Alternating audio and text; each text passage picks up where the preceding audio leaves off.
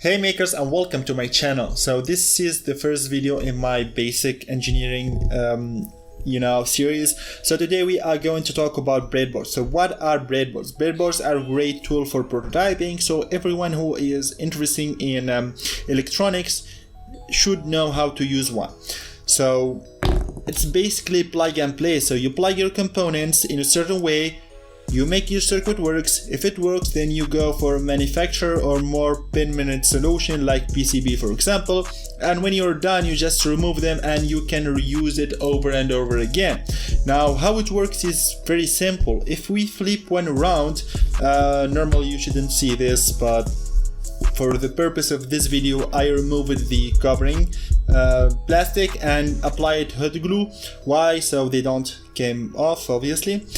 Now, if we have a closer look right here, we will see a lot of metal rods. Now, each metal rod is connected to some points, or I think I should say it backwards. Each point here is connected to some of the metal rods right here. Now, if we notice, each metal rod is independent.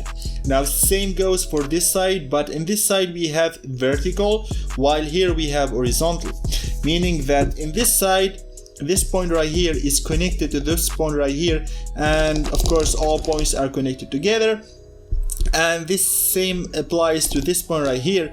But here we have a horizontal connection like this.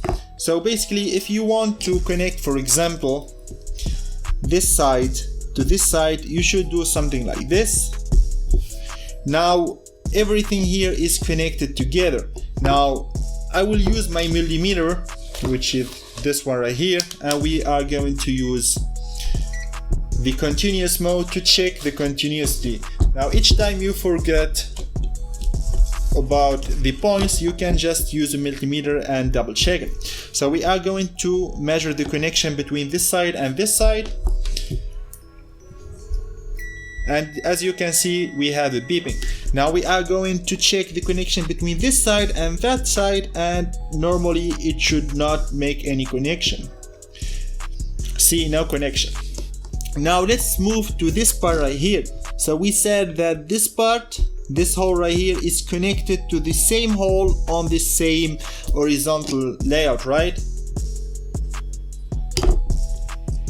And yes, we have a connection, but note that we have this line right here which split the board into two pieces, meaning that this part is not connected to this part,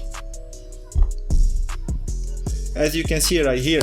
I mean, you can understand everything looking at this. So we have horizontal layout divided by this part right here, and here we have a vertical connection.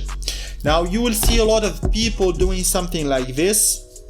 They will put one here, one here, one here, and one here. Basically, they are making connection between this red line right here and this red line right here and this blue line here and this blue line here. So you can use a lot of connections. Now most people will use this for power rails, meaning that the red one will be plus VCC and the blue one will be the GND. Now there are some twists in the bigger one. It's basically two PCB connected together, and because they are two, meaning that this side is not connected to this side. How's that? Wait and see. So we have one here and one here. Now normally you would expect to have a connection, right? Well, wrong. You see, we have no connection. So if you want to have the full rail connected to VCC or GND, for example, you will need to manually connect it. The same goes for this side and this side. And of course, we have a horizontal connection that are of course divided by this two right here. Now on the smaller side, we don't have a vertical connection, meaning that everything is horizontally and of course divided by this part right here. So if we have a look at this part right here and this part right here,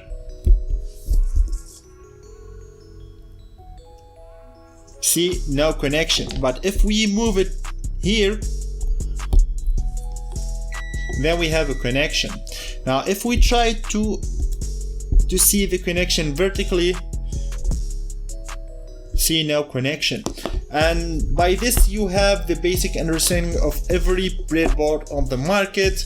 Of course you can find a lot bigger ones, but they are basically sticking a bunch of these together to get a bigger surface. So I hope you learned something useful, and please consider giving me a thumbs up because that helps the video reach more people. And yeah, see you next. Bye.